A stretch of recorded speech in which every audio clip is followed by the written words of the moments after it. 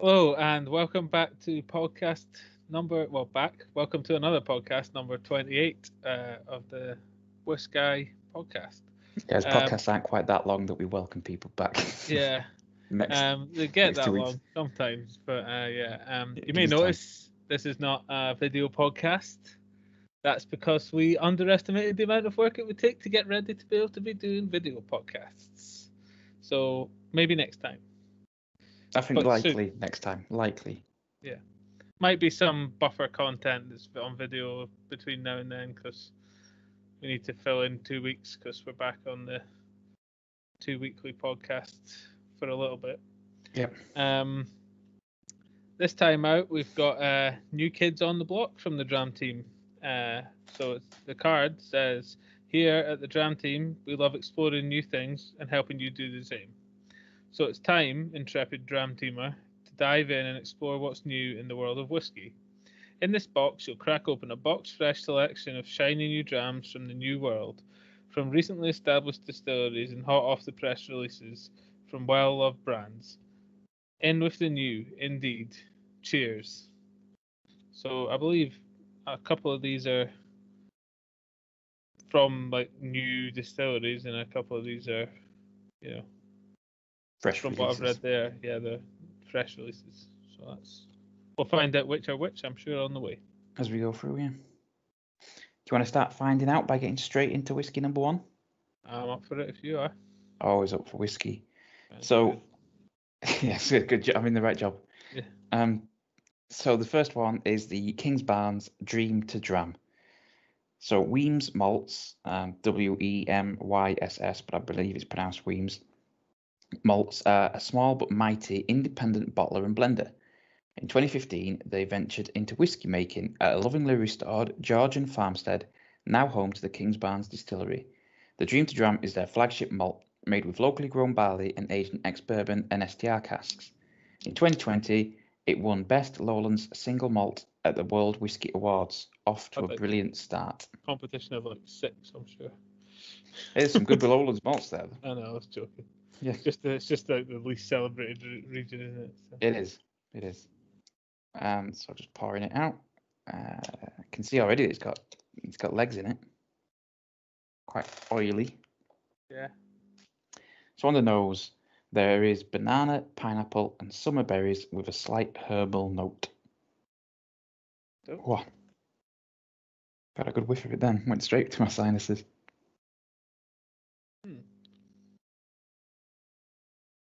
Again, berries. Banana, yeah. I'm working on one nostril at the moment because my hay fever's blocked my other one, so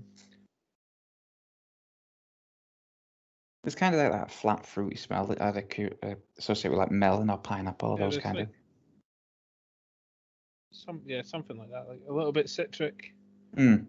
But flat rather than sharp. Yeah. I'm gonna put flat citrus on the nose because then we in like next time we look at this, we're like, what the hell is flat citrus? But then we'll smell something else and we'll be like, oh yes. Flat citrus. Okay.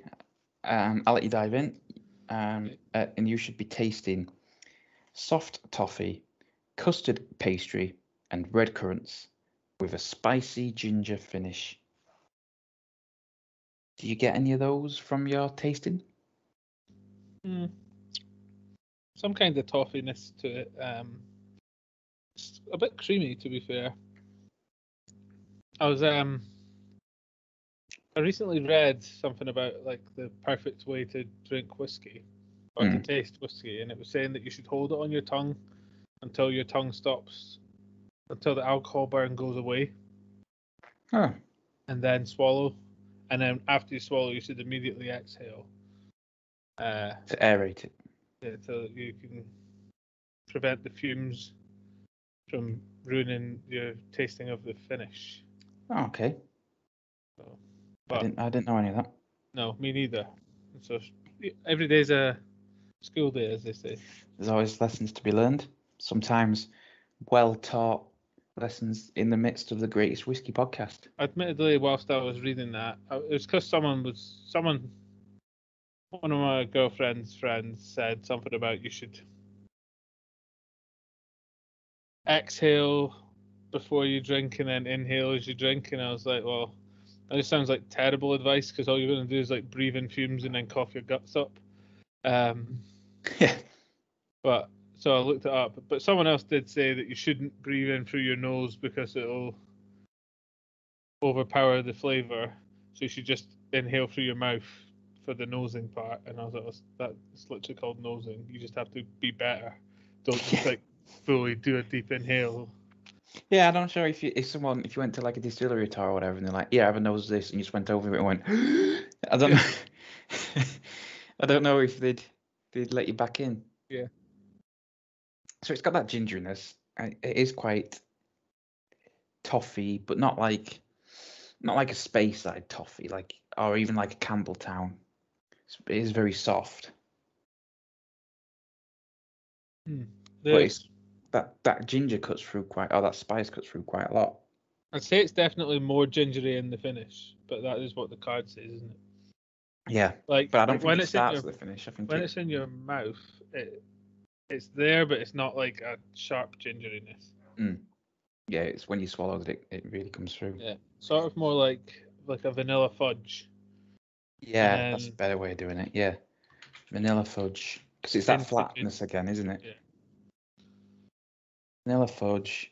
I'm not getting red currants. Light spice that grows to dominate the finish. Creamy and smooth. 46%. Didn't think it was that strong to be. Thought it was strong. No, it handles it well. So I'll admit that I have had this before. But I don't remember it tasting like this. I've had a lot of whiskey. Yeah, it's very difficult to hold a flavor profile in your memory when you drink, more than 6 whiskies a month on average. Yeah. New ones. Yeah. I'm pretty sure if you went and asked Big Jim, what does this whiskey taste like, he would get his book out. He wouldn't just say off the top of his head.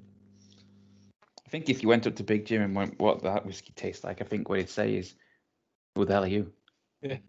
It's that Jeff Goldblum joke, isn't it? Yeah.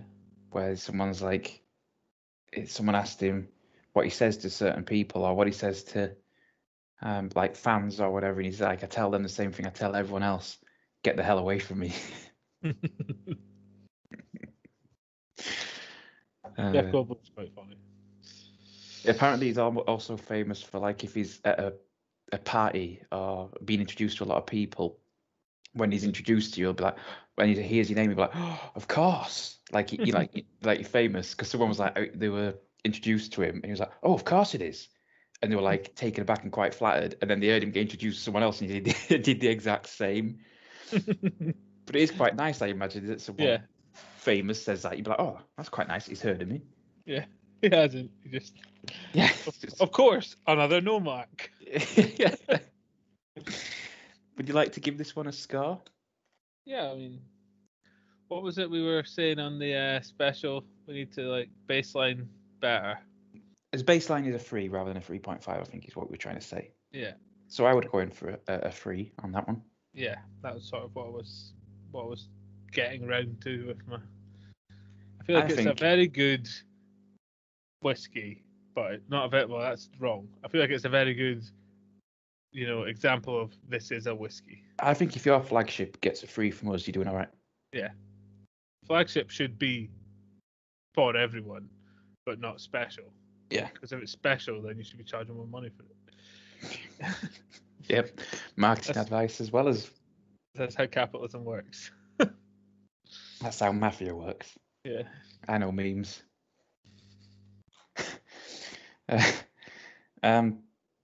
Right, did you want to introduce us to number 2? I can. This is quite a special one, actually, I think. Yeah, I don't. I mean, it seems to be from the name. Yeah, it's good going by the name. Strathern Batch 001, which is where we're thinking. So yeah. Yeah. It's not very often we get to feature batch number 1 of a Scotch whisky. So this single malt from Strathern Distillery is very exciting. Having been distilled in 2013 and 2014, this surprisingly mature whiskey spent its life in European oak and ex-sherry casks. This craft distillery is based just outside Perth in the Highlands of Scotland. In 2019, it was acquired by Douglas Lang, which is a huge vote of confidence in our books. I would argue, just outside Perth, is Highlands and whiskey regions only. But yeah, it's a Highland distillery. I think it's also the smallest distillery. It is a micro distillery, if nothing else. yeah, but what I was basically getting at is to call that the Highlands to me is very obscure because just outside Perth is very east for Highlands. Yeah.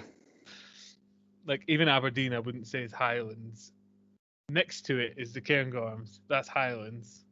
But yeah, Aberdeen is on the east coast. All the towns are pretty low level. Well, it's a coast, isn't it? Tend to be fairly maybe low. Stirling, it's at the top of a hill for castle purposes. But... yeah, Stirling Castle, famous. Yep. So if you're ready, on the nose, you should be getting a dry oak style balanced by caramel with a touch of vanilla. Yeah, there's caramel and vanilla in that. This is our bread and butter. This. I mean, obviously, we're not on camera, so you can't see it, but it's very caramel coloured. It's a lovely colour in it. Yeah. Almost red, kind of. Yeah, I'd have been very surprised if this wasn't a sherried whiskey. Yeah, it's got that lovely kind of fudge, toffee, vanilla-iness on the nose, hasn't it? A little bit treacly, but just... I'm going to put vanilla, toffee, and treacle on the nose. It's just those smells that I love. Yeah. Yeah. It gets a thumbs up on the nose. Yeah, if your whiskey smells vanilla-y, fudgy, toffee, or like baked goods, then I'm pretty much... I'm sold. Yeah. So on to the palate. The sherried heritage is apparent with a leathery sweetness plus red fruits and cocoa going into finish where butterscotch lingers along with honeyed barley and oat biscuits. Very much looking forward to that. It is very nice. That is very, very nice. So it's quite dry actually. That just hit me. Yeah, it's definitely sherried, but it's not hugely wide mouthfeel. There is a kind of mustiness, earthiness, I think, is what he's getting at with leathery. Yeah, definitely. I get the leathery. There's still a sweetness to it though. It's not just all that. The cocoa definitely comes through towards the end, and I think that's that leatheriness meeting the sweetness. I definitely got like the taste of like not even cocoa like chocolate, but just like cocoa. You know, like if you have like cocoa powder, but you don't eat cocoa powder, but you know what I mean? When something tastes like when it's been sprinkled on the top of something. Exactly. Yes. Thank you. You took me out of a hole there where it was sounding like I eat cocoa powder. Like, yeah, you could have it on the top of like a vanilla cheesecake or something. Yeah. Yeah. Everyone's tasted cocoa powder at some point. Yeah, that's just lovely. The flavor, the finish does really linger. I still have like a sweet, like a sort of slightly spicy. Butterscotch is sort of like a slightly spicy sweet flavor, isn't it? I'm not sure if I'd say butterscotch was spicy, but there is. No, but like, like a nutmeggy or a. Yeah, there's a nutmeggy spiciness to it, but I'm wondering if that's because it's like 46.6%. Yeah, it might be, but that handles it. The Kingsbarns handles its strength really well. This handles it even better. This is really nice. It's almost. I think we said this last time about a whiskey, but there is an element of almost chewy, but it's different. Yeah. It's like you feel like you want to eat something that tastes like this. Yeah, so proper sherry flavors. How am I going to describe it? So I think musty leatheriness is fair with sweetness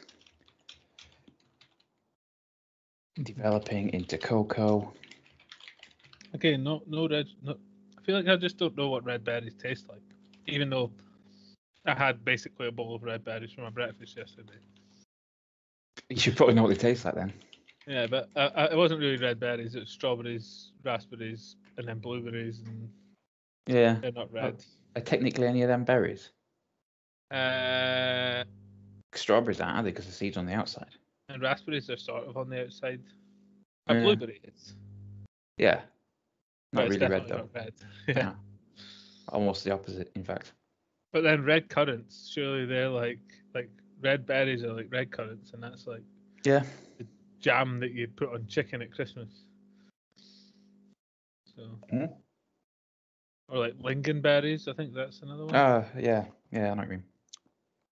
Or cranberries. Yeah, they're all like in that. That's such a nice whiskey. Yeah. That's their first one as well. It's almost like Douglas Lang knows what they're doing. Mind, Douglas Lang bought them in 2019, and these were laid down in like, what did it say? 2013, 2014. So it's almost like Strathern knows what they're doing. It's almost like Douglas Lang knows what it's buying. Yes. And has done for a while. So that's their bread and butter there. I wonder if Douglas knows Jim. There's actually, now that that's finished, I suppose it's the butterscotch, but there's actually a butteriness in the finish. Like unsalted baking it's just butter. I think butter is actually a really good word to use in describing like a sherried whiskey or like a whiskey that we like because it's creamy and it goes down. It's buttery smooth, isn't it? Yeah. That's it's just lovely. It's a really good one. I definitely enjoyed that. Yeah, it's been a while since we've had like a proper sherried whiskey, or it feels like it has.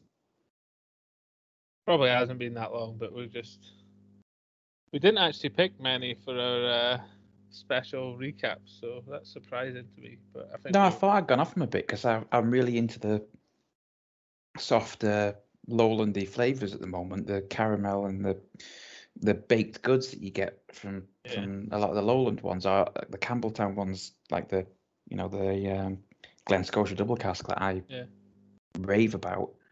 But no, I still like my sherry, it would appear. Yeah, turns out. Yes. Okay, do you want to score that one? Yeah, I would probably be definitely willing to go to a 4 on that, I think. I think a 4 is fair. Yeah. It's a very good sherried whiskey, which automatically gives it an extra point. Really nice whiskey. Yeah. And on that high note, can we top it? Well, I mean, some of these look like they might be pretty good. Well, no, not even topping it with a whiskey, topping it with what comes now. Oh, of course, we've got to have a whiskey talk. Talk. Yeah. So this box is new kids on the block, so I thought what better topic to discuss than sort of the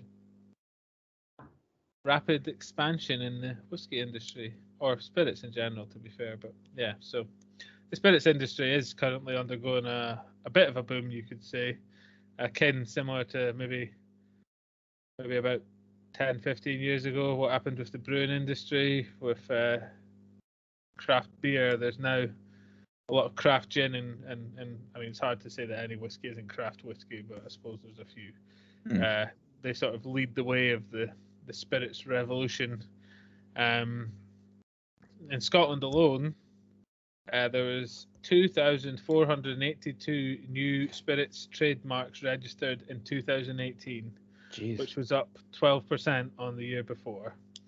And the trend has continued more or less to the current day, with possibly some dispensation to be allowed for the last lost year of COVID.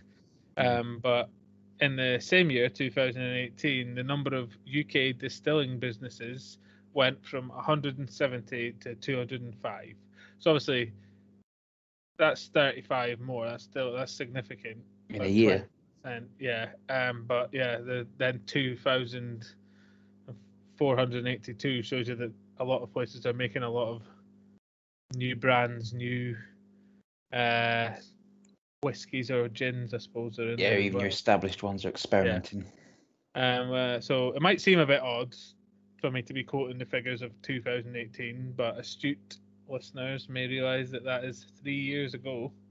And fans of the podcast and the whiskey connoisseurs out there will be well aware that it's 3 years minimum to make a whiskey. And so many have those 35 new distilleries and 2,482 new trademarks will be releasing this year for the first time. So that's and as I say, the trend's continuing. There's more and more opening. So it is a boom, and we're going to start getting the flood round about now.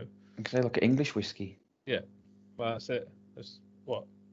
Went from none to 20 odd. Yeah. Since 2009. Wales is going from 1 to about 4 or something. Yeah, there's at least 3 that I'm aware of. And Penderyn's opening 3 new sites, 2 new sites. So you can guarantee they'll be having some new lines. Well, they're opening one of the new sites entirely to experiment. Yeah. So, which brings us handily onto my next little bit, which is that the boom is thought to be in response to sort of growing consumer demand for new flavors and experiences, which is contributing to a need for diversification and innovation in the industry. And that claim is supported by the response of some of the industry stalwarts. So, namely, things like the Glenfiddich Experimental Series, or if you remember, Glenmorangie had a cider cask. Yeah. That's definitely in the experimental thing. And as you say, like Penderyn literally opening a whole new distillery just to try stuff, so they can release new, different whiskey and stay ahead of the game, basically. Like, for Glenfiddich to be coming out and being like, well, we're a bit worried about this sort of new kids coming out, so we're going to start releasing, fire and cane and ice wine finishes and... Not wrong with an ice wine finish, it turns out. That's very good. And IPA cast finishes and all this stuff. Mm. Obviously, they see that maybe that's the way the market's going, and you'd imagine the big boys know what they're doing. So yeah, there's some very well-paid people. Absolutely. But some with a more classical tongue and palate, you could say, may see this as detrimental or a dilution of some of the purer aspects of like whiskey as I want to say a hobby, but more like an interest, isn't it? An art. Yeah, but maybe like a form of gentrification of the industry. But I, for one, as I always say, I think more whiskey is always a good thing. So yes, I personally am on board I am part of the consumer demand for new flavors and experiences. Yes, and I'm right there with you. Yeah. And it doesn't change, the classics and that. It's not like Glenfiddich stopped releasing the cost stuff, did they? They just say, bourbon casks. 10, 15, 18. Yeah, they're like bourbon casks, no one drinks 12, them anymore. 15, 18 or whatever it is. Yeah. Macallan didn't just suddenly stop doing what Macallan does. Yeah. That's the thing. But people will always be like, it's not whiskey, it's not the right... You always have gatekeepers, don't you? It's like, well, you don't drink it then, mate. Lesson number 1 of whiskey is if you enjoy it in a certain way, you drink it in that way. That's it. Yeah. If you've bought the bottle, you do what you want with it. Exactly. And it might piss off someone who was like, if I could afford that whiskey, I would never drink it like that. But guess what? You didn't buy it, so yeah. If you wanna dilute, be nice, and maybe they'll give you the way that they give you a drink the way you want it. Yeah, I'm gonna say if I saw someone buy like a 5-gram bottle of whiskey, and then they just like put a little bit of it in a glass, and then fill the rest up with Coke, I might, wrinkle my nose a bit or raise an eyebrow. But ultimately, they paid the $5,000. Do what they want. Yeah, it's their whiskey. Yeah. And it's always more fun to have more people involved, because otherwise it dies out, doesn't it? Yeah. We want it to be going from strength to strength. For us, if there was only 30 distilleries and they made their core ranges, we'd run out of whiskey to drink very quickly, and the podcast would die a death. So exactly. This helps us greatly. Indeed. No, it's a good one, and you kind of hope booms have a way of becoming busts. Yeah. You just kind of hope that's not the case. I think a lot of distilleries that have opened might not have the longevity in them, and that's, I think, is just the history of distilleries all the way through. How many Josh's journeys have we been on where it's been like it opened and then it closed, and then it opened and then it closed? Yeah, that's the way it is. It is definitely. I mean, it's a big market, It's but a it's a swingy crowded market, though. Yeah, and that's what I mean. Like, it's crowded, and when I say swingy, what I mean is the demand is very peaks and troughs. And if you spend a lot of money making a very nice whiskey, but it takes you 12 years, and you happen to release it in a trough, Yeah. then you've wasted a lot of money. But we're lucky in that, when you think about it, like whiskey from like mid 1800s until like the 1980s, you were talking, it was single malts, it was blends. There was obviously cocktails and that you could have it in, but basically that was your lot. Yeah. And it was bourbon casks and sherry casks, and there's nothing wrong with either of those. As common. No. But now there's all sorts of exciting things. So we're pretty lucky that while we're discovering whiskey, because we still are discovering it, we're getting to taste all sorts of fun things. Exactly.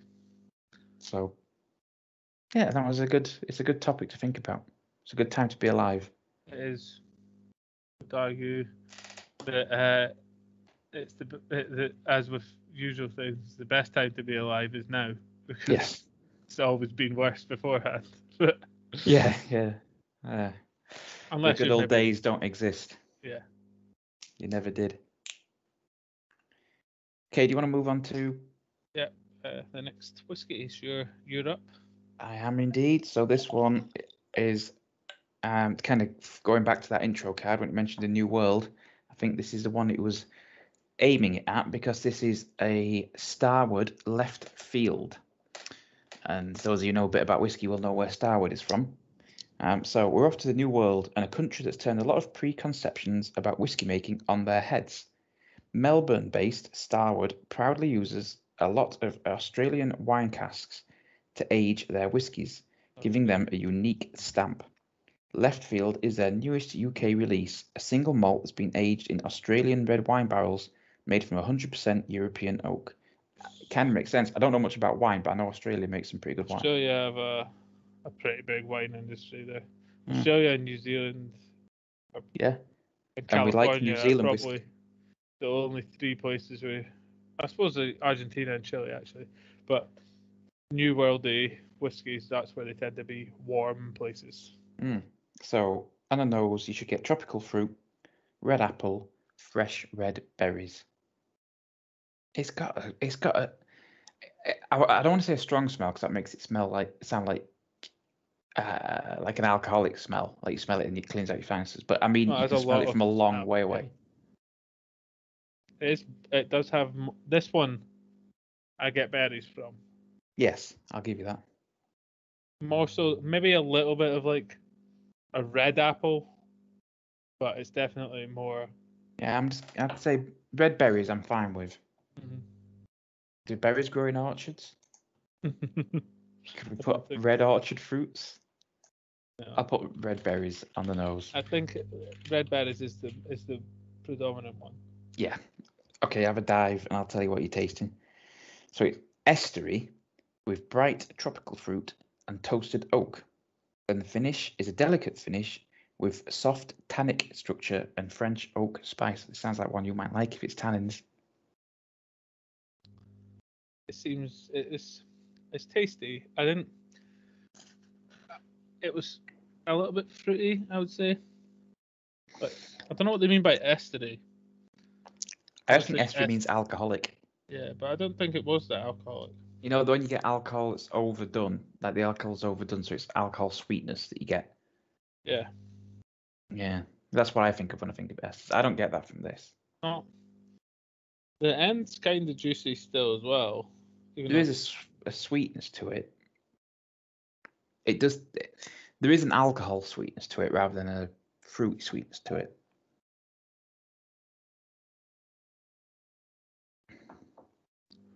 It's quite earthy, I would say. It's quite grounded.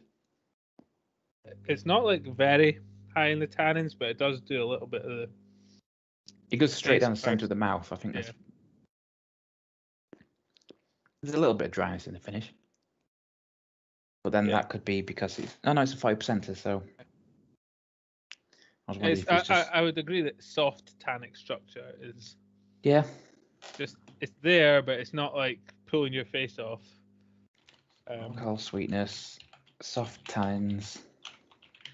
I'm not getting much of a spice on the end. It's still sweet. It's just it's quite a sweet whiskey, like a dessert whiskey, if you will. Yeah. I suppose it wouldn't. Mine dessert wines aren't generally red wines, are they? Usually you do get some, but That's they're usually white too wines. dry to be desserty. I know very little about wine. Yeah. Me it's too. one alcohol that I'm not interested in, to be honest. I quite like red wine. Don't really like white. Don't really like rosé. Don't really I'm like quite any happy. wine with bubbles in it. Like if you were like, do you want to do a vodka podcast as well? I'd be like, yeah, all right. Even a gin, I'd be like, yeah, all right. But wine, I'd probably be like, nah. I hate vodka, but it's because I've only ever had cheap vodka and it spoiled it for me. I think vodka's kind of pointless. The one time I had a good vodka was bison grass vodka, Dubrovka. But that's a story for another time. So I've put red berries on the nose, alcohol sweetness, soft tannins, and sweetness continues into the finish. It's hard to pick out any flavours for this one for me. It's quite nondescript almost. Sweet and fruity. Like it is like. I think he's struggling going up against the previous as well. Yeah. Because that previous was right up our alley. Yeah. I've still got a little bit left to go. I'll see if you can pick anything out. So you should be getting esters, bright tropical fruit, toasted oak, and oak spice. I don't get any spice, I must admit. I mean, oak spice is below nutmeg in the Josh Spice pyramid. I don't go around licking trees that much. Only French ones. Yeah.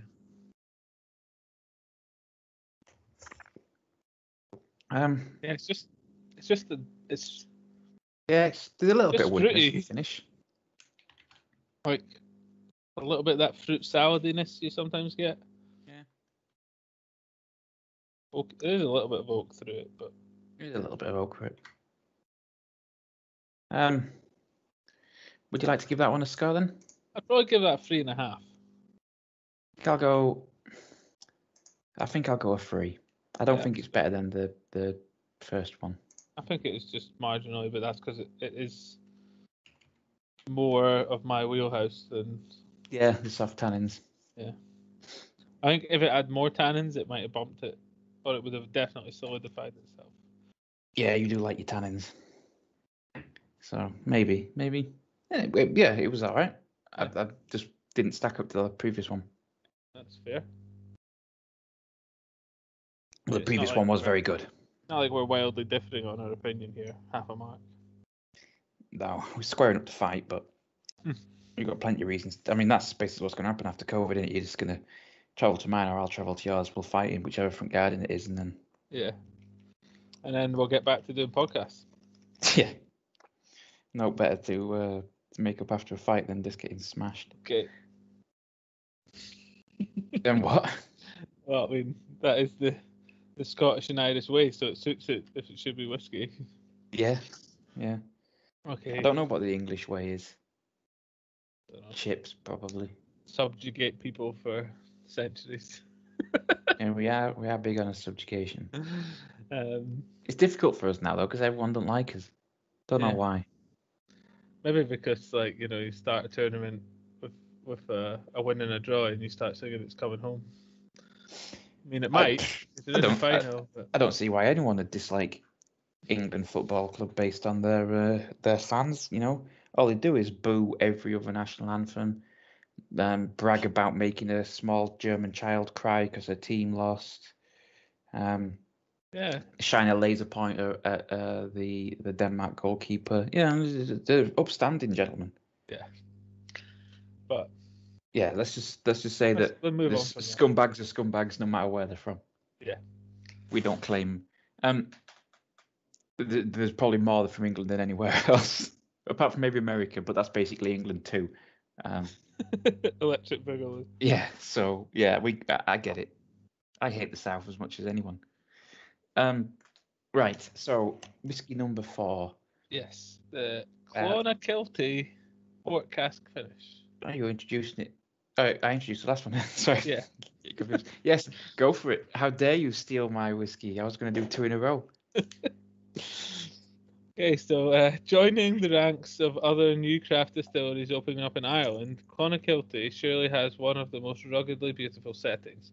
Situated in the town of Clonakilty on the south coast of Ireland, their first whiskey releases have already netted them a few awards. This port cask finish is a blend of Irish malt and grain whiskey, married and finished in rich port casks from the Douro Valley.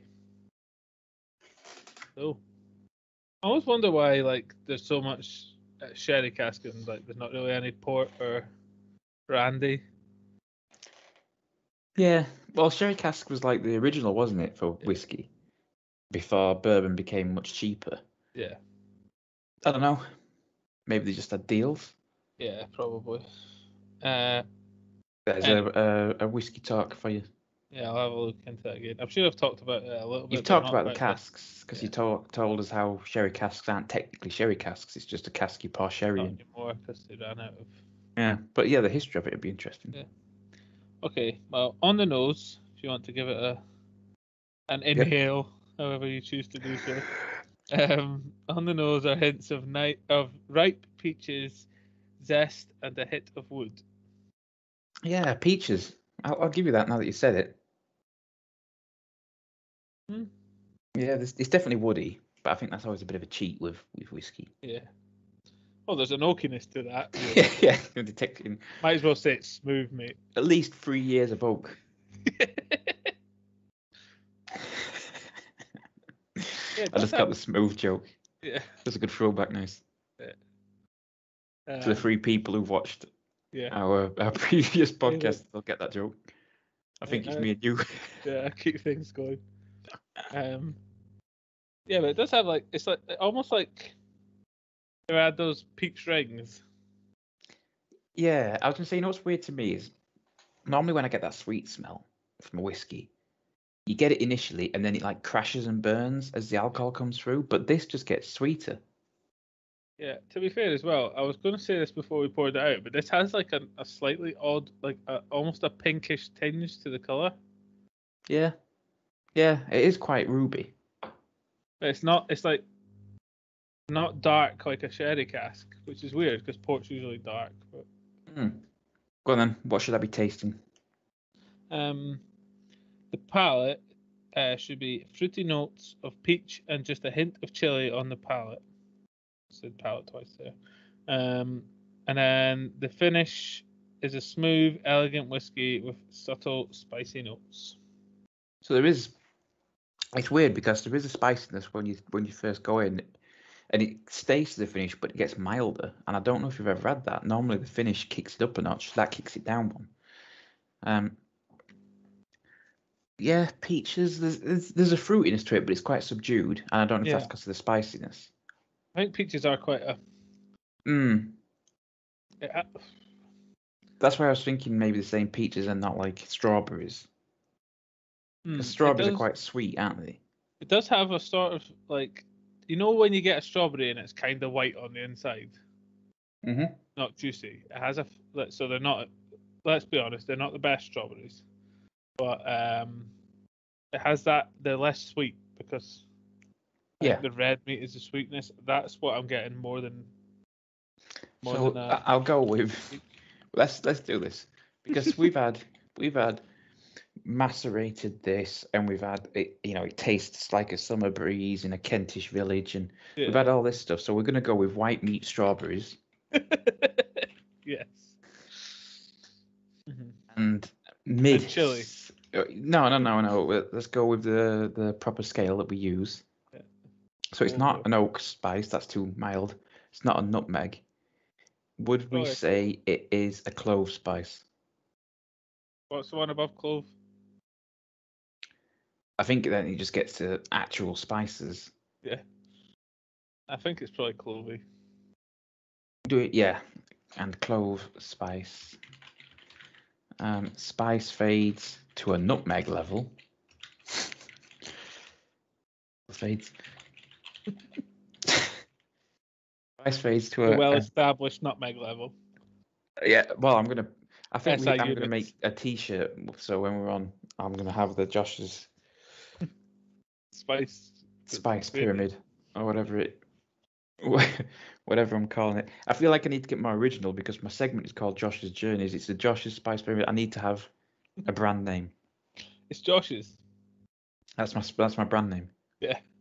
Fair. I think there might be a company that makes mustard called Josh's, but I can take on anyone who likes mustard. Clearly something mental about them. Maybe I can't take them on if they're mental. Anything you would like to add to peaches and oak on the nose, white meat, strawberries and clove spice, spice fades to a nutmeg level in the finish? no, I would say that's pretty accurate. It's weird because ever since you've said that about the white strawberries, that's all I'm getting. I swear that's how it works, though. I don't. A lot of it is suggestion. Yeah, I don't think a lot of it is. You're not actually tasting strawberries. You're not actually tasting oak. No. You're tasting something that makes you think of that. Yeah, and the more you taste those things in whiskey, the more you're like, oh, I remember that. That was oak. And some guy who knew a lot more about whiskey nodded at me when I said that, so that must be right. Yeah. And you stick to it. Pretty much. It's why I hate when you go to tastings and like, what are you tasting? You're like, I'm not saying anything because if I do, and they're like, yeah, are you sure? And you're like, oh, I thought I was. I thought when I was like 300 whiskeys in. 90% of the time when you say it, someone will go, "Oh, I never thought of that," but now that you've said it, that's fine for someone who got the nod of approval from Sarah, but I didn't get any. That's why you're so confident. I don't know. You got one. It's ruined me. It's given me far too much confidence. I'm surprised you weren't like, I don't even know who Sarah is. Was she someone we talked to at some point? Oh yeah, that's what I mean. yeah. I wonder if she still works at where she works. We should go revisit. Well, I mean, we'll be going. I'm sure we'll be going in that direction as soon as it's a thing. Hopefully, with press passes for the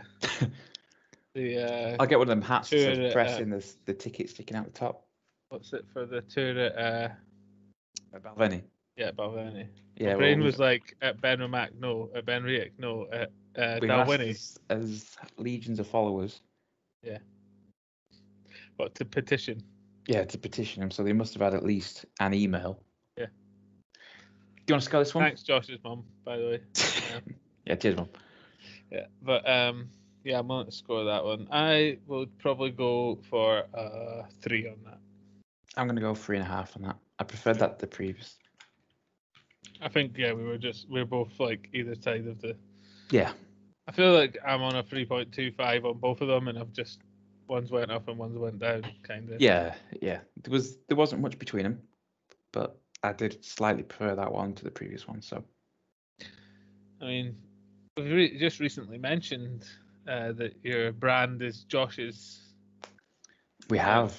Now it's time for a Josh's journey, I believe. So. It is indeed, and if you can remember, approximately 45 minutes ago, we were talking about Kingsbarns. Yep. And so that's where we're going to go to. We're going to go to the lowlands of Scotland, to the Kingsbarns distillery. Fife.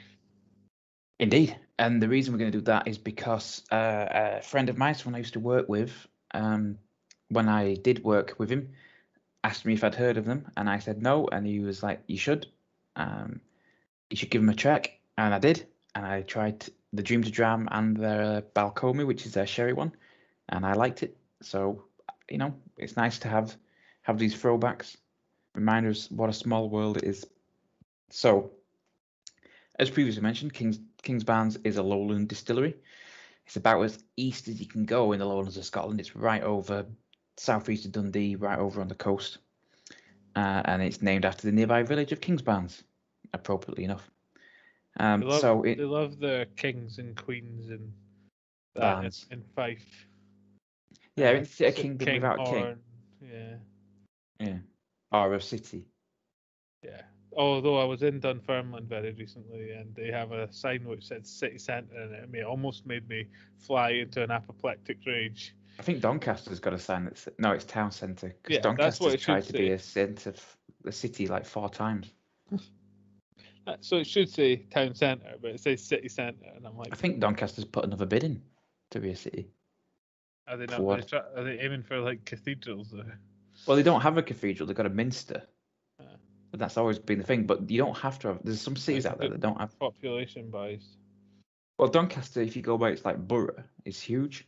It's like the biggest metropolitan borough outside of like Manchester or some nonsense. Yeah. But anyway, we're not talking about Doncaster. We're talking about Kingsbarns. So in 2009, back in the pre-COVID times, the distillery was the brainchild of one man, a man called Douglas Clement, who was a former golf caddy at the nearby golf course. And he realised that the players at the golf course had no local distillery. So he thought, I'll fix this. So he did a bit of crowdfunding, mainly from his friends and fellow players. Right. And he got a grant from the Scottish government. And he located a site. But unfortunately, setting up a distillery is expensive and he didn't quite have the funds. So help arrived in the form of the Weems family, who, we've mentioned previously from the card. If you know your whiskey, you'll have heard of Weems Malts. It's an independent bottler and blender. And so they came along. He sold the business to them, staying on as director. And within 18 months, it was up and running, and it opened its doors to the public in 2014. So you can kind of see in that 5-year period, he was trying to get the funds, trying to sort it, and they came through and made it a reality. And so, although Kingsbarns is a pretty new distillery, 2014 opening up, that's very new for a Scotch distillery. The Weems family has quite a claim to fame, other than being independent bottlers, because it was their land where John Haig set up his first distillery, the founder of Haig's, at the turn of the 19th century. So you're talking, 2 centuries at least history with whiskey. Yeah. So they're based out of a farmstead that was built around 1800. That's been revamped, and their restored dovecote, or ducote as it is in Scots, I've been reliably informed, gives the name for their distillery newsletter, the Ducote Times, and that was lovingly restored. If you go on their website, you will see they spend a little bit of time talking about how it was lovingly restored, how the ducote was used initially for pigeons and for doves, for meat and for eggs, and they've restored it with all the individual boxes and everything. So it sounds like there was some real attention to detail, some real love put into it. So for those of you who believe that the water is a key part of whiskey, rightly or wrongly, the distillery is located on an aquifer, so they pull their own water out of the ground. Yeah. They use barley that's grown locally in Fife, and they mill it at the distillery, which is pretty common. But they mash it, they ferment it, and then they distill it. They have 2 copper pot stills, pretty traditional, and they output around 200,000 litres of spirit, which is about 34 casks a week. So pretty small, as you'd expect. And they pay a lot of attention to the casks. So their wood policy that they have was established under the late Dr. Jim Swan, which you know about whiskey. You'll have heard of Dr. Jim Swan, bit of a legend in the scene. So they are serious about their casks. Yeah. They primarily use ex-bourbon casks from Heaven Hill that they pick. One of the Weems family picks them. But they also have some Portuguese red wine, shaved, toasted, recharred barriques. They have some sherry butts, and they have some others that they're not willing to name yet, which is quite exciting. Future releases, I'm sure. Indeed. And so, other than their Dream to Dram, which we've obviously covered earlier as our first one, they have their Belcomi, which is aged in American oak butts that held Oloroso sherry, which is quite rare because Oloroso sherry is generally done in European oak. So there's a difference in the permeability and the density of the wood. So you get a different flavour than you would normally get from a sherried whiskey. And as someone who's tried it, it's very good, worth a look.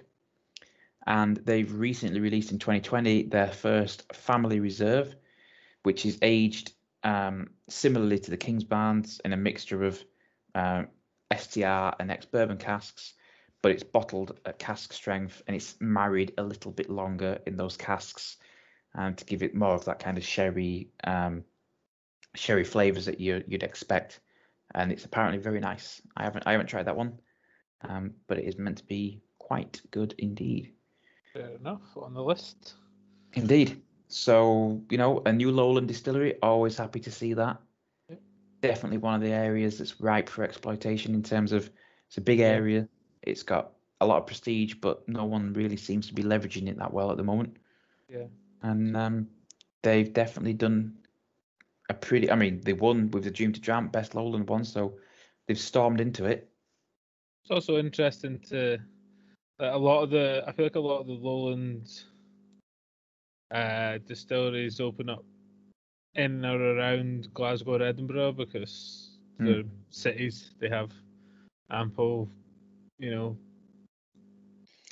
Speaking supply. of, we need to see when Clydeside's releasing their first one. Shoot, soon. Mm. I could just walk along. Could you post me a donut? Yeah.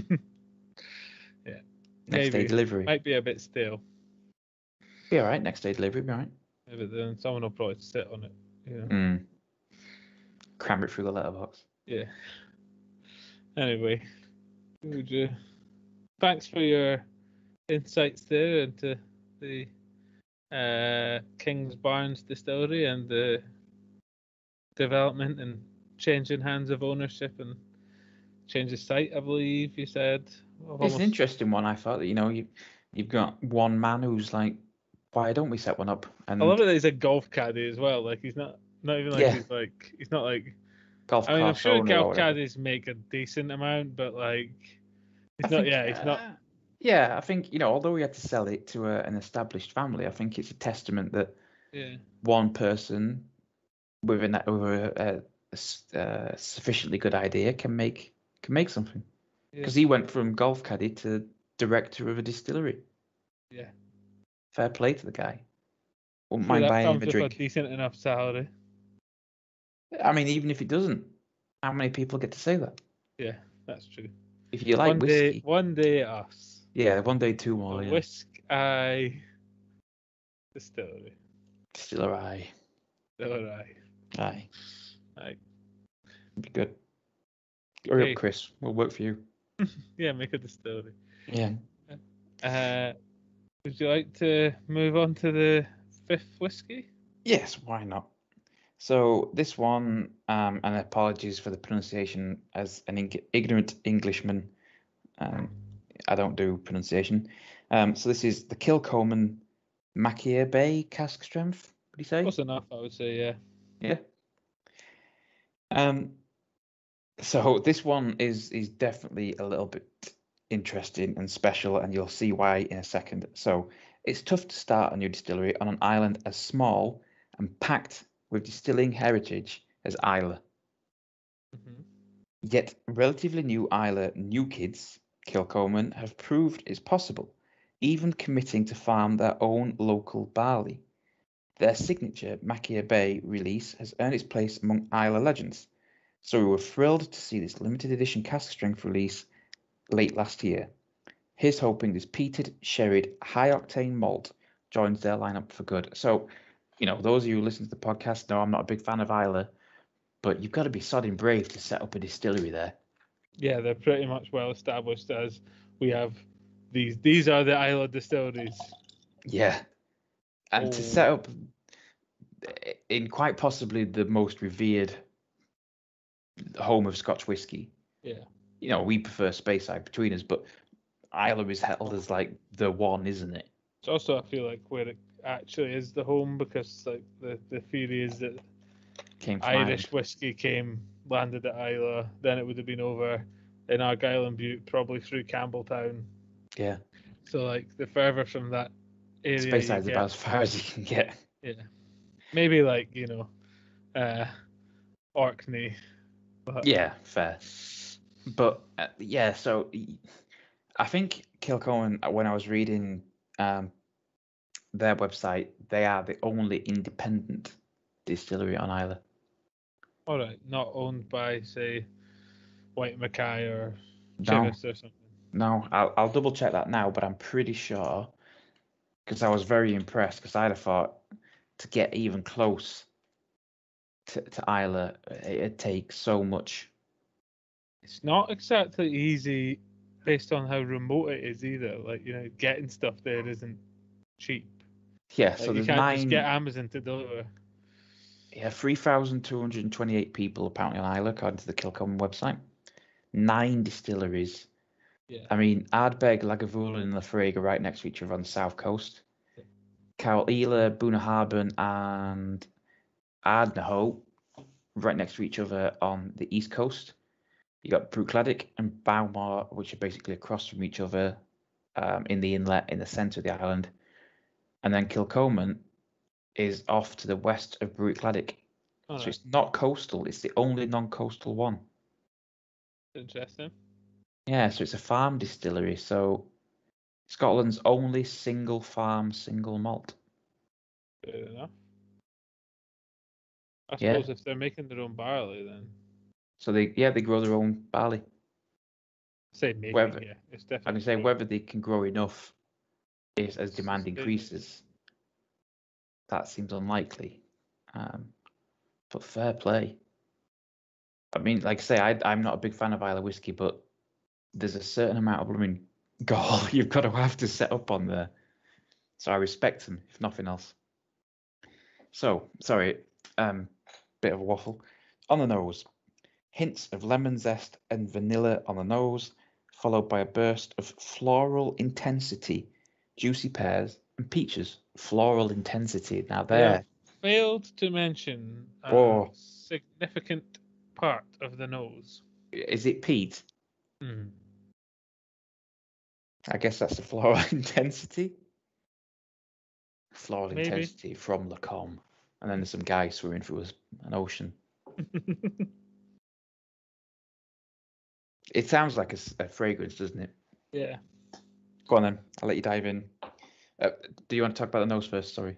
Um, I'll it just is get peat. sort of zesty, but mostly just peat.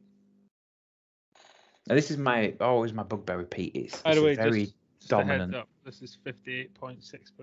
So. peat on the nose with zest, undercurrents. I'll give you that. Okay, sorry, I'll stop. Holding you off. You can go for a taste. You should be getting. It should be rich with dried sultanas, warm smoke with honey-like sweetness, and the finish strong notes of cracked pepper, sea salt, and citrus that give way to a long-lasting flavour of peat smoke. Can you get anything other than peat from it? It's actually not like super peaty. That was weird. That was. The peat comes and goes. It does, but the first flavour is completely without it, and then it comes through as you swallow it, as you'd expect. And I've got it lingering in the back now, but not unpleasantly. Yeah. It's not medicinal. It's very campfire. It's making me think of when you've been near a wood fire, like you burnt, yeah. and then you can smell it in your clothes. I think when they say it's like warm smoke with honey sweetness, because it would be like a campfire that you've cooked a couple of things on and stuff. Yeah. It's like you've been near a barbecue and then you kind of sat inside in the evening when the rains come, and you're like, smoke. oh, I can smell it in my clothes. Yeah. That's actually pretty good. Yeah, it's really sweet, but like It is. in this, I think what's making it is that the smoke is like cutting the sweetness so that it's not too sweet. It actually has a complementary flavor. It is almost like a tale of two. It's almost like an Irish to begin with the sweetness, and then the Islay comes in. It's weird. I'd give it this. I haven't had anything like it. It's definitely different. Let's have a pepperiness in the Yeah, very beginning of the finish. begins sweet. And then peat smoke comes in. Peat dips in and out. I would into the say I would finish. probably add the note that it's like campfire peat rather than. Yeah, okay. Campfire, and I'll put in brackets, not medicinal. Yeah. Because that's the key. For me, that's the key. If it's medicinal peat, I'm out. Yeah, the tire fire peat. Yeah. Or sickly sweet peat, yeah. Peat dips in and out of the finish. Pepper, spiciness throughout. You can tell it's like super high percent though, because like there's no legs, because it's just raw spirit. And it's making me feel quite drunk, this one. Yeah. And whether that's because it's number 5, but do you get what I mean? It's like when you get hit with a big 60% or after 4 regular, well, slightly strong but regular-ish ones. it's just, when you can feel it, like that warmth in your neck. It's almost like it's sat in my throat still. That's when I know it's a 60%er. Like I swallowed it, it's gone, but that warmth is still from between my shoulder blades to the front of my neck, all the way through. Yeah. That's when I know I've had a cask strength. I just had to go drink of water to try and clear myself for the next one. Are you drunk this one? Yeah. Christ, I best catch up. Made my way through it. I was trying to work out, there's something else in it. I think it might be the citrus. But I couldn't get it through the other flavours, which are predominantly that pepperiness in there. There is quite a lot of pepperiness, isn't there? Yeah. I think that helps to fight the smoke. Also, I think what's good about it is it goes like sweet. The smoke comes in and stops it being too sweet, and then the pepperiness comes in and stops it being too peaty. I like that. So, I'm going to give you peat offsets the sweetness. Offsets. Peat with a T, not P. Yep. Do you want to give that one a score? I'm probably going to give this a 3.5. You know what? I think I'll agree. There you go. We found out what you needed to do. Well done, Kilcoman. Yeah, I mean, I may have scored peated ones higher than that previous, or equal to that. Yeah. But I'll go on record now and say that's the best peated whiskey I've ever had. I'd probably say it's definitely up there for me too. That just handles itself really well. It doesn't. It's one of the very few peated whiskies that I feel is quite heavily peated, but isn't just peat. Yeah. It's somehow found a way. Like I think you've nailed it. It goes sweet, it goes peat, it goes pepper. So it's not just here's some smoke. Enjoy it for the next 20 minutes. Yeah. I'm really struggling to get rid of the smoke. Yeah, peat is a lingering flavour, that is for sure. I feel like people who are mad into like stouts probably like drink the half and half, or half and half as we say in Scotland, with a half pint of like stout in a. See, I like a stout. I like a pot or more, but yeah, but you know what I mean. Like because the only thing you could drink that would work after that is the stout, is what I was more meaning. Yeah, they have like a slight smokiness in them, but it's more. It's so watered down. It's not really an issue. I'm trying to clean my palate because I don't want to ruin it for the bimber. Yeah, which, by the way, our next one is from the Bimber Distillery, London. Yeah, apologies, kind of give that one away now. The Dram, as Chris said he wanted to name it, but should have. Okay. Oh no, he said he should have named it that, but he called it the 6th Dram because of basketball references. That's what it was. What? He says he should have called it. How is that a basketball reference? Because the 6th man is like the crowd, like the 12th man in football. Why is there only 5 people on the basketball team? Yeah. Well, there's 5 on the court, yeah. Oh. It's quite small. It's a small cart, I suppose. Especially And when big you have people. 7 foot tall people running along it. You can't. Yeah. Fair enough. Live and learn. Basketball talk. But yeah, so as I said, our 6th dram, final whiskey of the week, or the Getting every last fortnight drop. is a Bimber. It's the ex-bourbon cask number 260, and again, an exclusive cask sample. Cheers, Chris. So, some Dram Teamers might remember a very special exclusive cask pick we featured from the popular English distillery a little while back. I did. We do. I just We do. Yeah. Good news if you missed it, we've only gone and scored another exclusive barrel sample. This one comes from an ex-bourbon cask and showcases Bimber's young, spicy, fruity London single malt in all of its glory. The future of this city of whiskey is looking very bright indeed. So, Ooh, that's a weird smell. on the nose, you should be getting fresh, golden, delicious apple. That's very specific. It is. But then pear and fruity esters. So basically, orchard fruits. There's something beneath that, though. There's a sweetness. There's a orchard fruit sweetness, I'll give you. But there's something beneath that that's turning the smell. All right, I'm going to describe something, and it's going to make no sense. But I expect an orchard fruit sweetness. If I was going to draw a line from my nose down, yeah, the sweetness would go up away from me. But this smell is curving back as if towards my top lip. Does that make any sense? A little bit. It doesn't to me, but in my mind, all I can think of when I'm smelling this is a line going from my nose down and curling up like a J back to my lip. I can maybe get what you mean. I'd say that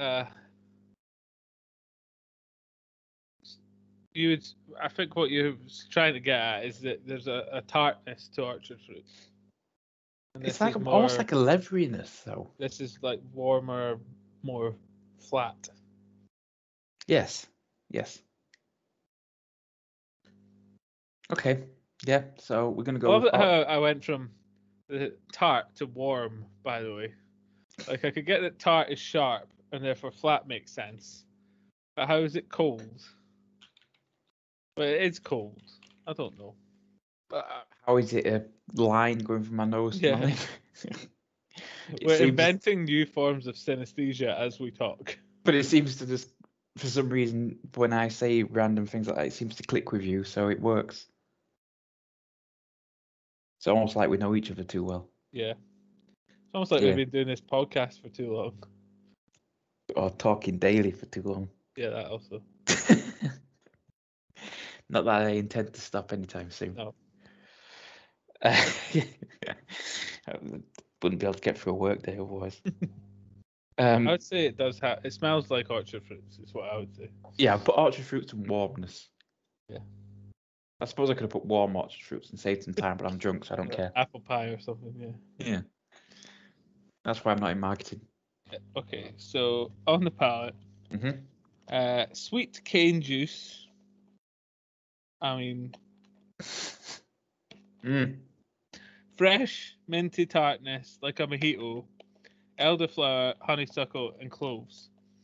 I could tell you were going to make a joke, and I laughed, and I had a mouthful of whiskey, so I was like, no. Just get on with it. Yeah. I don't want to know what cane juice is. And then apparently, I'll cane you. Swear my mum. Yeah, apparently different to palate is taste, which is dried apple, light oak, and spice, and a fresh mint finish. It's fresh in terms of like that feeling after you brush your teeth. So it's minty. Yeah. It's got that kind of. It's like it's reinvigorating your mouth. There's a clovey spiciness to it. I'll give it that. Now that I know that I'm meant to be tasting mint when I smell it, I could maybe get some kind of mintiness from it. But it's different. It's not like anything else you've tasted. It's refreshing. It kind of resets your palate almost. Yeah, definitely tasting this over the. Oh, You know what I mean? It does have a mojito-iness to it. It does, but not just the mint. Yeah, like it's fresh. Yeah. I'm gonna put fresh mojito flavor because it's not mint. It's something. No. Something in that area. Yeah, fresh mojito flavors, warming. I'm not sure I get honeysuckle, but and a clove spiciness. I'd say a nutmeg spiciness. I think it's one down from a clove. What do you reckon? Yeah, I'm reckoning. I wish that this was a 25 ml. Not. It's not Diggs, Chris. We know that would significantly. Can't we get like an increase the influencer price box? of the box? Yeah. But We'll pay you an exposure. We average at least 5 views. yeah, I mean, we're not going to say how many of them are us. I'll mention you on my Instagram. I've got 101 followers. Yeah, as Instagram's doing really well. Yeah, orchard fruits and warmness on the nose, fresh mojito flavors, warming and nutmeg spiciness, long warming finish. It's a lovely finish. Yeah. Hard to pull out. I mean, the 10 mils are always hard to pull flavors from. It's just that mojito. It's that really fresh flavors is what all I can really say. It is really fresh. I'm gonna put that. Really fresh. Like, to me, that's the opposite of the term of like the flavor, the leathery flavor. Yeah, but I got quite a bit of leatheriness from the nose, which is weird. Yeah. But I'll score it. You ready? Yeah, I would say that's probably a 4. Yeah, I'll go with a 4. Interest alone. I think there's a possibility if I'd have had more, I might have been able to go to a 4.5. But on that 10 mils, I'd say a 4. Yeah. Yeah. I feel like the more you drink that, the more you get into it. Yeah. I think you ease into whiskey sometimes, don't you? Yeah. Especially when they are 57%. Yeah. Is that how much it was? Mhm. Oh, because it's a cast sample. Yeah. Yeah, it'd be cast strength. Excuse me. Excused. Thank you. So, on that inappropriate note, as always, thank you for listening. Yeah. We endeavour to have video on our next submission, our next upload. It's my fault that we didn't. My esteemed colleague here was ready to go, and you say ready to go. I mean, I have a camera. I've been recently thinking about some other things, but we'll discuss that off. Indeed. Yeah. But we hope to see you and you see us very soon indeed. Thank you always for listening. Thanks. And the socials will be back on track for ongoing, because I know I had a blip, but busy people. Yeah. We will see you next time. Cheerio. See you later. Bye. Bye.